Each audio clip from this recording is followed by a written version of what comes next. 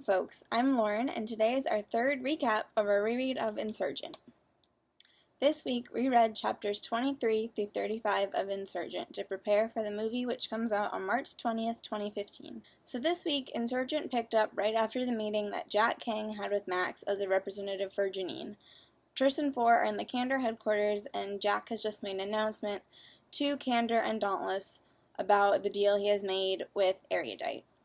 The biggest issue here is that Dauntless is not willing to give up their control over their own faction, and they choose to execute Eric and run to take back their own control of Dauntless headquarters. Once the loyal Dauntless get back to Dauntless headquarters, we reach sort of the emotional tipping point in Insurgent.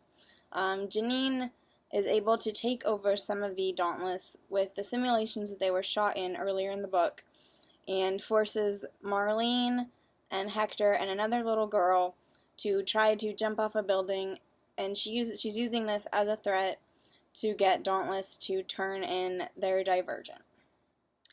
This moment is a really big tipping point for Triss because after Marlene dies, not a good way to put that, she feels as if turning herself in will save the lives of other people, and then she won't feel so responsible and guilty for not being able to have saved Marlene because she saved Hector.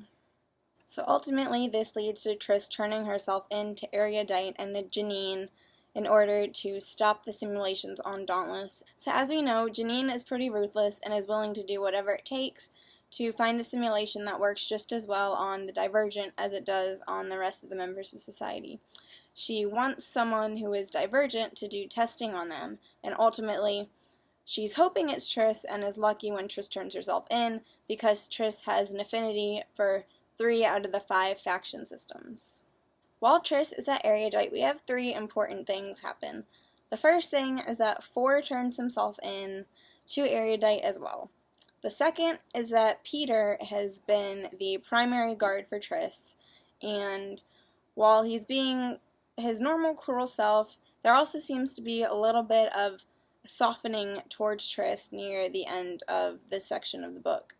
And the third thing we learn is that Caleb has been a traitor and has been working with Janine to test on the Divergent. So this section of Insurgent ends with the planned execution of Triss. The twist here comes that when Janine injects Triss with a serum, the heart monitor stops, but Triss is still conscious and is still breathing, but Janine thinks she's dead. So what I'm most looking forward to in this section of the movie is the emotional part. Triss at this point is very much feeling that she has no desire to live. She wants to be selfless, and she's also ready to die and join her parents, and that's a really hard thing for someone to be going through. I think it'll be really interesting to see how that's portrayed in the movie. In the book, we're reading it from Triss's point of view, and so we're able to really understand what her emotions are cycling through, and what she's thinking. I don't know quite how that will be portrayed in the movie, but I'm really interested to see the emotional aspect of it. Thank you so much for tuning in to this week's recap of our Insurgent reread. Next week is our last week of the reread of Insurgent. We'll also be doing a Twitter chat that includes giveaways, so definitely be sure to tune in for that. It should be a lot of fun. Thanks for watching.